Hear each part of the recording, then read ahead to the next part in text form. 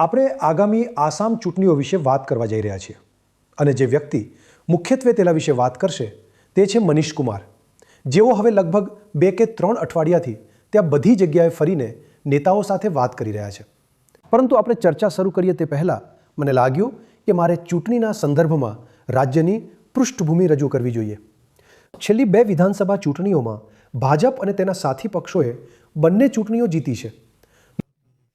પ્રથમ ચૂંટણીમાં પ્રથમ અને બીજા વચ્ચેનો તફાવત એ છે કે 2016માં AUDF અલગથી લડી હતી.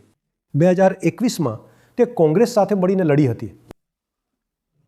હવે 2021માં તમને જે આશ્ચર્યજનક લાગે છે તે એ છે કે મતો લગભગ 0.5% અંદર એક સરખા છે, પરંતુ બેઠકોમાં ભાજપ પ્લસને 75 તો સામે 50. તેનું કારણ એ છે કે ભાજપ શહેરી વિસ્તારોમાં ખૂબ જ મજબૂત છે અને ગ્રામીણ વિસ્તારોમાં કાંટે કી ટક્કર છે. તો આ વર્તમાન પરિસ્થિતિ છે. લોકસભાની ચૂંટણી પણ થઈ છે, પરંતુ તે ચૂંટણીઓ તમે જાણો છો, કોંગ્રેસ 14 બેઠકો પરંતુ 22 ઉમેદવારો. હવે જ્યારે તમે આવું કંઈ કરો છો ત્યારે તમે તમારા મત વહેંચી દો છો. જ્યાં સુધી ચૂંટણીનો સવાલ છે, મૈત્રીપૂર્ણ લડાઈઓ બિનમૈત્રીપૂર્ણ બની જાય છે. તો આ વર્તમાન સ્થિતિ છે અને હવે આપણે 2026ની ચૂંટણીઓ તરફ જઈ રહ્યા છીએ. જરા 2 કે 3 નેતાઓને જુઓ. એક છે મુખ્યમંત્રી શ્રી બિસ્વા. તેઓ જાલુકબારીથી ઊભા છે. તેઓ તે 4 કે 5 વખત જીત્યા છે અને છેલ્લી વખતે તેમની સરસાઈ નાની 50% પ્લસ હતી. તેથી મને નથી લાગતું કે તેમને બહુ ખતરો છે. પછી જોરહાટથી શ્રી ગૌરવ ગોગોઈ, તરુણ ગોગોઈના પુત્ર, જેઓ રાજ્યના મુખ્યમંત્રી હતા. તેઓ જોરહાટ મતવિસ્તારમાંથી ઊભા છે, જેમાં શ્રી નામના એક સજ્જન છે ગોસ્વામી, જેઓ તે 3 વખતથી જીતી રહ્યા છે અને બહુમતી સારી એવી છે 65%. આસામમાં 6 મતવિસ્તારો એવા છે જ્યાં કોંગ્રેસની 20%ની બહુમતી છે, પણ શ્રી ગોગોઈએ આ એક પસંદ કર્યો છે. શા માટે? એ તો ફક્ત તેઓ જ જાણે છે. અને છેલ્લે છે શ્રી AUDFના બદરુદ્દીન. તેઓ છેલ્લી 2 ચૂંટણી લડ્યા ન હતા, પણ તેઓ એવા મતવિસ્તારમાંથી લડી રહ્યા છે જ્યાં AUDF જીતતી આવી છે. તો તેઓ એક સુરક્ષિત બેઠક પરથી લડી રહ્યા છે. હવે આપણે આસામમાં શું થઈ રહ્યું છે તે વિશે વાત કરીએ. તમે અમને કહો. તમે લગભગ 3 અઠવાડિયાથી ત્યાં પ્રવાસ કરી રહ્યા છો. સારી હોટલોમાં ખાવા સિવાય તમને શું જાણવા મળ્યું છે? તો જ્યાં સુધી મારા પ્રવાસની વાત છે, તો મેં ઘણો પ્રવાસ કર્યો અને આ ત્યાં મારી 5મી ચૂંટણી હતી. વિધાનસભાની ચૂંટણી જે મેં કવર કરી. લોકસભાની ચૂંટણી મેં ક્યારેય આસામમાં કવર કરી નથી, પરંતુ વિધાનસભાની ચૂંટણીમાં જે મેં તફાવત જોયો, જેમ કે તમે કહ્યું કે આ પહેલી ચૂંટણી છે જ્યાં વિપક્ષે પોતાનો મુખ્યમંત્રી માટેનો એક ચહેરો આપ્યો છે. તો આ વખતની જે ચૂંટણી છે તે હેમંત બિસ્વ શર્મા વિરુદ્ધ ગૌરવ ગોગોઈ છે. ગૌરવ ગોગોઈએ તમે કહ્યું કે જોરહાટની બેઠક પરથી લડી રહ્યા છે. જોરહાટની બેઠક, તેઓ જોરહાટ સંસદીય બેઠકનું પણ પ્રતિનિધિત્વ કરે છે. અને પહેલાં હેમંત બિસ્વ શર્માએ કહ્યું હતું કે જો ગૌરવ ગોગોઈ વિધાનસભાની ચૂંટણી જોરહાટથી લડે છે તો હું પણ ત્યાંથી લડીશ. અને 2024માં જ્યારે લોકસભાની ચૂંટણી થઈ રહી હતી ત્યારે હેમંત બિસ્વ શર્માએ જોરહાટની બેઠકને પ્રતિષ્ઠાનો મુદ્દો બનાવ્યો હતો. ત્યાં તેમના અડધાથી વધુ કેબિનેટ મંત્રીઓ જે છે ત્યાં કેમ્પ કરી રહ્યા હતા. હેમંત બિસ્વા શર્માએ એવો કોઈ ખૂણો નહોતો જ્યાં તેમણે પ્રચાર ન કર્યો હોય. તેમ છતાં ગૌરવ ગોગોઈ જીત્યા. અને આ જ એક કારણ છે કે ગૌરવ ગોગોઈને કોંગ્રેસ પાર્ટી અને તેમના મહાગઠબંધને આ વખતે કોંગ્રેસનું જે અલાયન્સ છે તે બદરુદ્દીન અજમલ સાથે નથી. ગઈ વખતે 1%નું પણ માર્જિન રહ્યું હોય, પરંતુ કોંગ્રેસ પાર્ટીના પોસ્ટ ઇલેક્શન એનાલિસિસમાં એવું આવ્યું હતું કે બદરુદ્દીન અજમલ સાથે અલાયન્સને કારણે જે બાકીની સીટો છે ત્યાં એક ખાસું હિન્દુ કન્સોલિડેશન એટલે કે એક કાઉન્ટર પોલરાઇઝેશન થયું હતું. અને આ એક મોટું કારણ છે કે આ વખતે કોંગ્રેસ પાર્ટી એ બદરુદ્દીન અજમલના વારંવાર રિક્વેસ્ટ કરવા છતાં તેમની સાથે અલાયન્સ કર્યું નથી અને તેમના 2 નવા અલાયન્સ પાર્ટનર છે. રાજોંડલ જે તમારા અખિલ ગોગોઈનું છે અને એક લુરિન જ્યોતિ ગોગોઈનું AJP છે. ગોગોઈ. હા, તો ગોગોઈ, આ 3 ગોગોઈનું જે અલાયન્સ છે તેની પાછળની પણ એક કહાણી છે. ખરેખર આસામની રાજનીતિમાં હેમંત બિસ્વા શર્મા પહેલાં જેટલા પણ મુખ્યમંત્રી થયા, મોટા ભાગના મુખ્યમંત્રી અપર આસામથી થયા. તેમની આઈડેન્ટિટી કહેવાતી હતી કે તેઓ અહોમ છે. અને આના માટે જ આ વખતે ગૌરવ ગોગોઈએ જે અપર આસામમાં જે પક્ષોનો ખાસો પ્રભાવ છે, ભલે તેમની સીટો જે છે ગઈ વખતે અખિલ ગોગોઈ ફક્ત પોતાની શિવસાગરની સીટ જીતી શક્યા હતા, પરંતુ તેમનો પ્રભાવ ઘણા બધા વિધાનસભા ક્ષેત્રોમાં રહ્યો છે.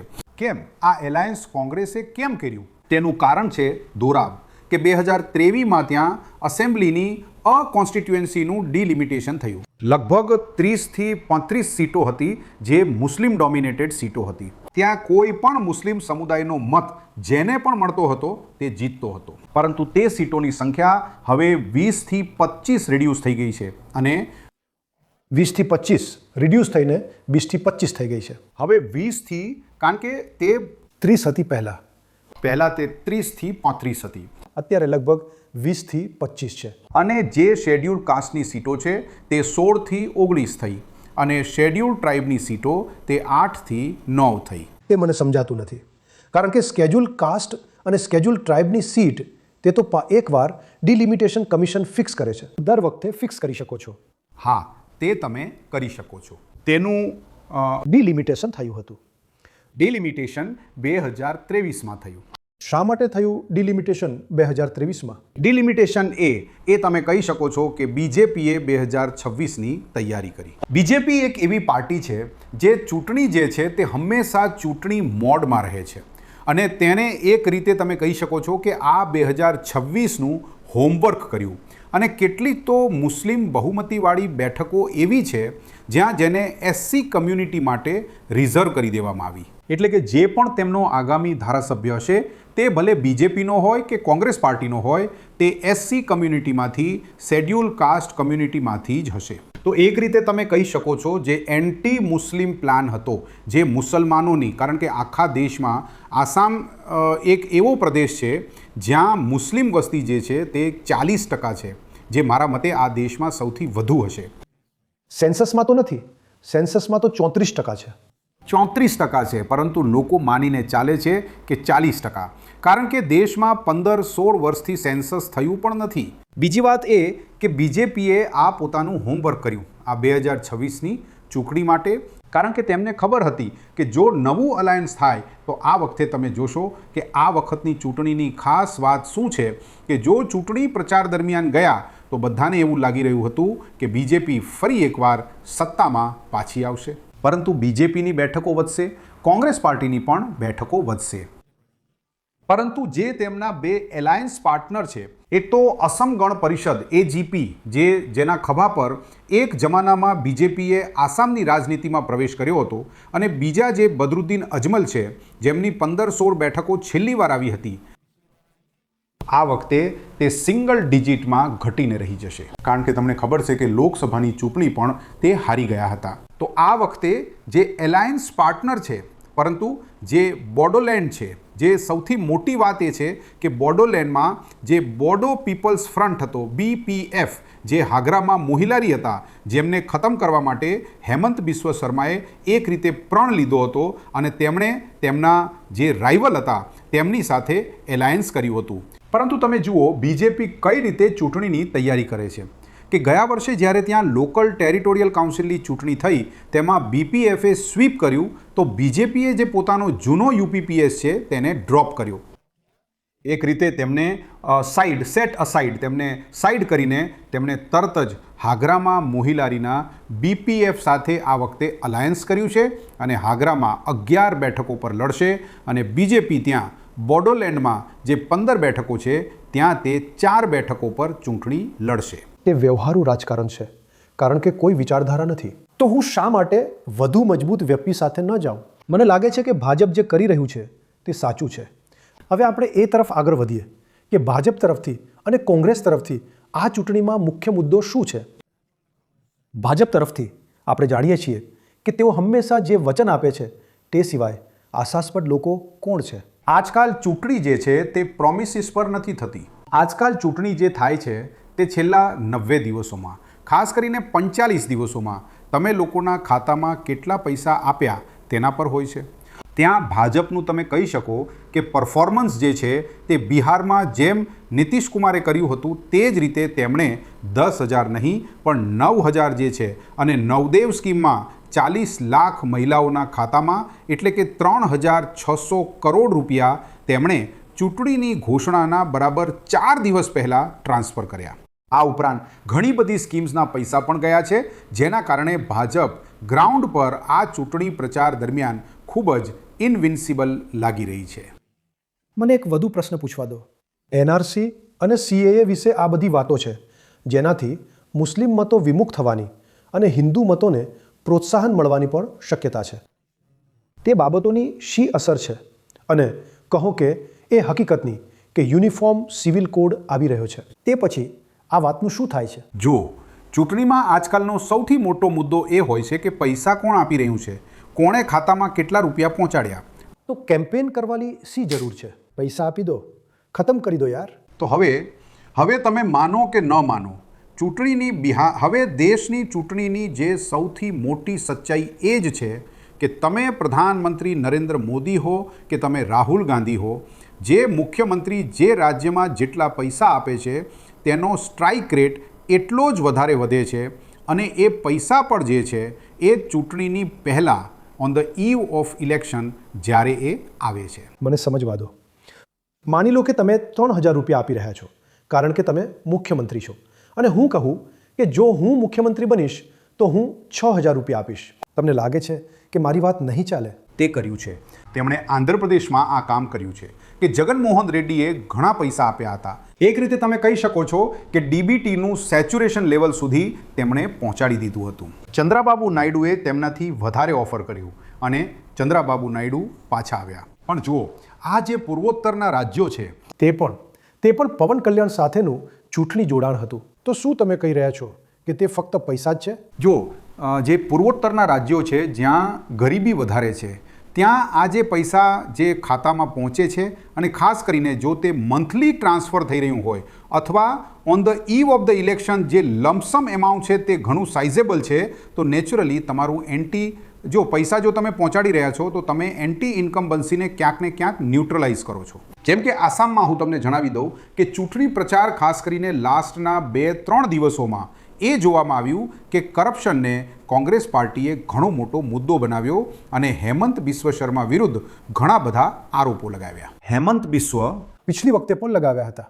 ના, પરંતુ આ વખતે થોડુંક કોંગ્રેસ પાર્ટી હોય, ભલે રાહુલ ગાંધી હોય, પ્રિયંકા ગાંધી હોય, બધાએ તેમના પર એ કહ્યું કે જો તેમની સરકાર આવશે તો તેમને જેલમાં મોકલશે, તેમની વિરુદ્ધ તપાસ કરાવશે. પરંતુ આજકાલ શું થઈ રહ્યું છે દોરાબ કે જે પૈસા જે સરકારો પહોંચાડે છે તે પૈસાની આગળ જે છે આ બધા આરોપો જે છે તે ક્યાંક ને ક્યાંક થોડા અસરહીન થઈ જાય છે.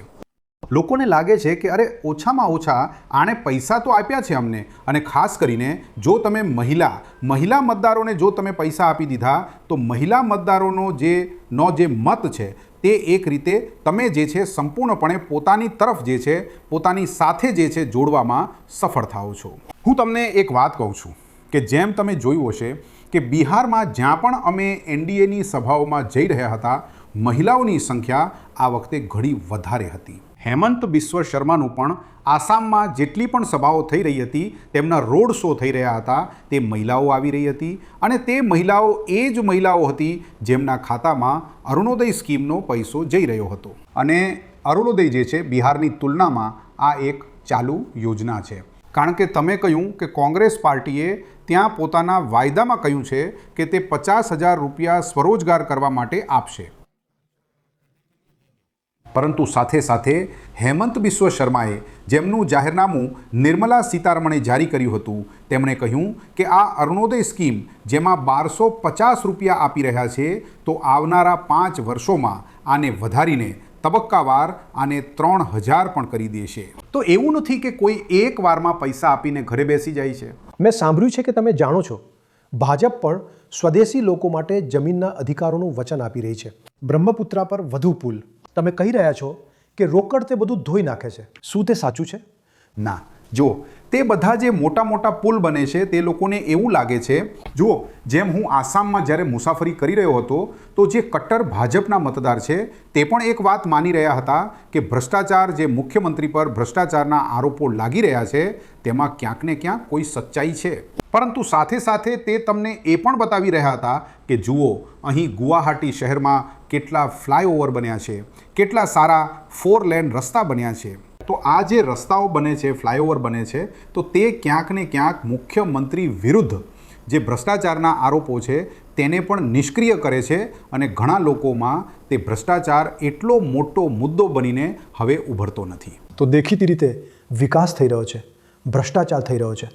તો લોકો કહી રહ્યા છે કે ભ્રષ્ટાચારને ભૂલિકાશ વિશે વિચારો અને જે પૈસા આપણી પાસે આવી રહ્યા છે તેના વિશે વિચારો, અને તે જ મત પેદા કરી રહ્યું છે.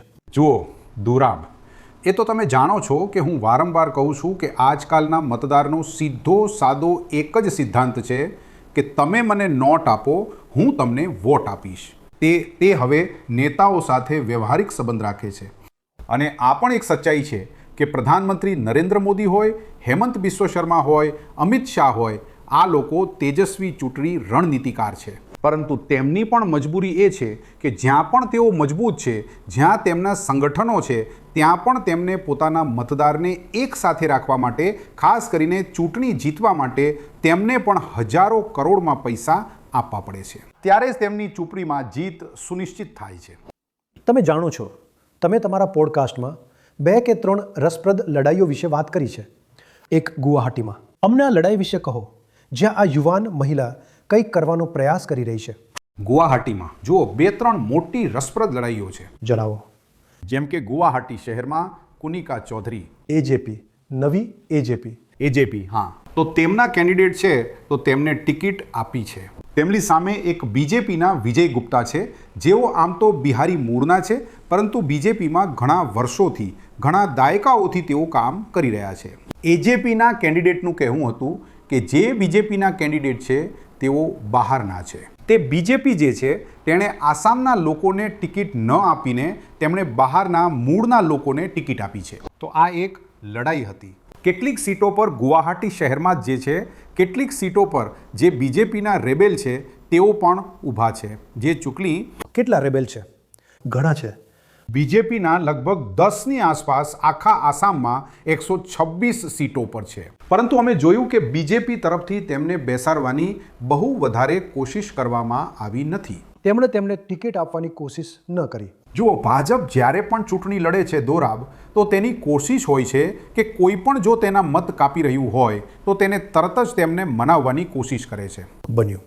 પરંતુ કદાચ લાગે છે કે આસામમાં તેમણે આવી કોશિશ નથી કરી, કારણ કે તેમને જે ફીડબેક છે કે તે બેઠકો પર તેમની જીત સરળતાથી થઈ જશે. તો બળવાખોરોથી કોઈ ફરક નહીં પડે, એ જ તમે. આ ભાજપની પોતાની ગણતરી છે. શું કોંગ્રેસમાં પણ બળવાખોરો છે? કોંગ્રેસના પણ કેટલાક બળવાખોરો છે, પરંતુ કોંગ્રેસનું જે આ વખતે કોંગ્રેસ માટે જે સૌથી મોટી રાહતની વાત એ છે કે મુસ્લિમ સમુદાયના જે મત છે તેમની તરફ હમણાં અમે જોયું પ્રચાર દરમિયાન એકત્રિત થતા દેખાઈ રહ્યા છે. અને અપર આસામમાં પણ જે તેમણે ગઠબંધન કર્યું છે 2 નાના નાના દળો સાથે, તેનો તેમને લાભ મળી રહ્યો છે. પરંતુ કારણ કે મહિલાઓના ખાતામાં પૈસા ગયા છે, જો મહિલાઓના મત એક તરફી થાય છે. જો કે કોંગ્રેસ પાર્ટીએ પણ વચનો આપ્યા છે કે 50-50 લાખ રૂપિયા આપશે, 50,000 રૂપિયા આપશે. તેમાં કોઈ મહિલાઓ સાથે ભેદભાવ કરવામાં નહીં આવે. કોઈ પણ એજ ગ્રુપ, કોઈ પણ કાસ્ટ અને કમ્યુનિટીની મહિલાઓને આ પૈસા આપશે. 50,000 રૂપિયા વન ટાઈમ પેમેન્ટ હશે. પરંતુ જેવું કે મેં કહ્યું કે જ્યારે તમારા ખાતામાં પૈસા આવી રહ્યા હોય તો નિશ્ચિત રૂપે તે પૈસા આપનાર તરફ તમારો ઝુકાવ વધારે હોય છે. અને હાથમાં રોકડ હોય એ જ મહત્વનું છે. હા, તમે જાણો છો, આમાં ટૂંક સમયમાં જે રીતે કેરળમાં ચાલી રહ્યું છે તેઓ કરવા જઈ રહ્યા છે.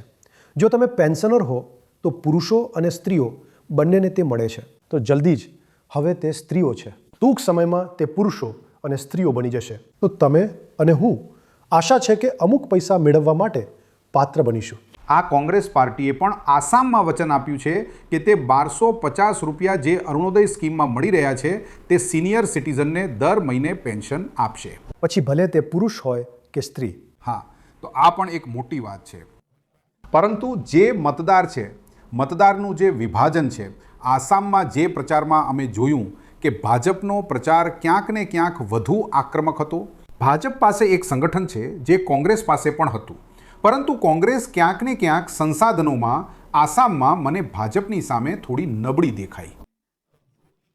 જોકે છેલ્લા 4-5 દિવસોમાં તેમના નેતાઓએ જોરશોરથી પ્રચાર કર્યો છે, પરંતુ પ્રચારથી કંઈ થાય એવું નથી.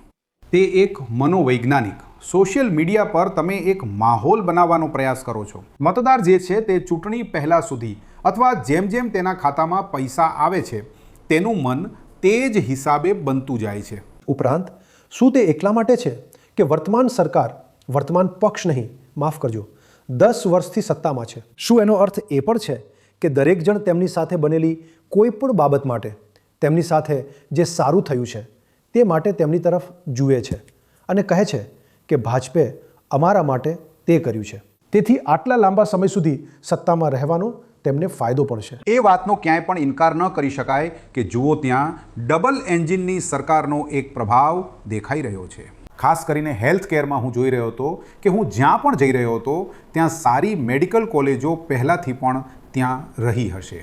ઘણી બધી કેન્સરની હોસ્પિટલો હતી, કારણ કે મેં જોયું છે કે પહેલાં જે દિલ્હી એમ્સમાં સૌથી વધુ દર્દીઓ હતા તે આસામ કે નોર્થ ઇસ્ટ કે બિહારના હતા. પરંતુ આસામમાં હેલ્થના ઇન્ફ્રાસ્ટ્રક્ચર પર ઘણો ખર્ચ થયો. તેની સાથે જ રોડ ઇન્ફ્રાસ્ટ્રક્ચર જે છે, રોડ જે છે, આંતરિક રસ્તાઓ, ગામના ગ્રામીણ રસ્તાના હાઈવે, તેના પર ઘણો બદલાવ દેખાયો.